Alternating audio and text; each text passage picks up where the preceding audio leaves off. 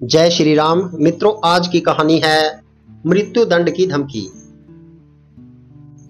थट्टाचारी कृष्ण देव राय के दरबार में राजगुरु थे। वह तेनालीराम से बहुत ईर्ष्या करते थे। उन्हें जब भी मौका मिलता तो वे तेनालीराम के विरुद्ध राजा के कान भरने से नहीं चूकते थे। एक बार क्रोध में आकर राजा ने तेनालीराम को मृत्यु दंड देने की घोषणा कर दी, परंतु अपनी विलक्षण बुद्धि और हाजिर जवाबी से तेनालीराम ने जीवन की रक्षा की।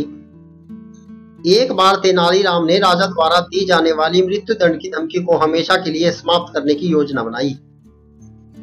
वह थट्टाचारी के पास गए और बोले, महाशय, एक सुंदर नर्तकी शहर में आई है। वह आपके समान किसी महान व्यक्ति से मिलना चाहती है। उसने आपकी काफी प्रशंसा सुन रखी है।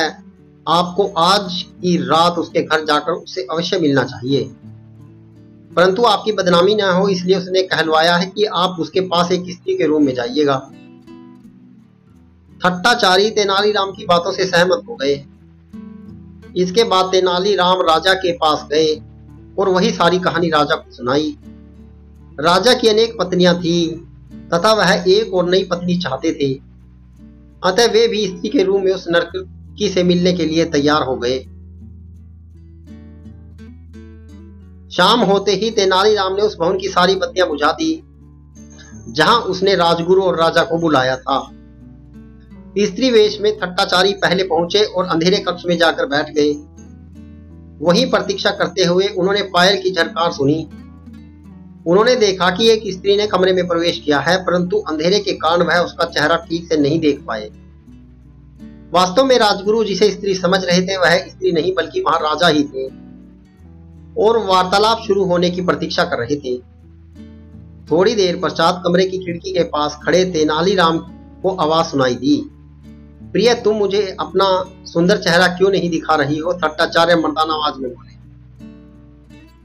राजा ने राजगुरु की आवाज पहचान ली और बोले, राजगुरु, आप यहाँ क्या कर रहे हैं? राजगुरु ने राजा की आवाज पहचान ली। शीघ्र ही वे दोनों समझ गए कि तेनालीराम ने उन्हें मूर्ख बनाया है। दोनों ने कक्ष के बाहर आने का प्रयास किया, परंतु तेनालीराम ने द्वार बाहर से बंद कर उस पर ताला लगा दिया था। वह खिड़की से चिल्लाया, यदि आप दोनों यह वचन दें कि भविष्य में कभी मृत्यु दंड देने की धमकी नहीं देंगे तो मैं दरवाजा खोल दूंगा। महाराज ने तेनालीराम की इस दुस्साहस पर अपने ही बहुत ही क्रोध आया, पर इस परिस्थिति में दोनों अंधकार में कक्ष में असहाय थे और तेनालीराम की इस हरकत का उसे मजा भी नहीं चखा सकते थे। ऊपर से दोनों को बदनामी का डर लगा था और दोनों के पास अब कोई रास्ता ही नहीं बचा था, इसलिए दोनों ने ही तेनालीराम की बात मान ली। मित्रों, इस प्रकार हास्यप्रद कहानियों के लिए हमारे चैनल को सब्सक्राइब करना ना भूलिएगा। जय श्री राम।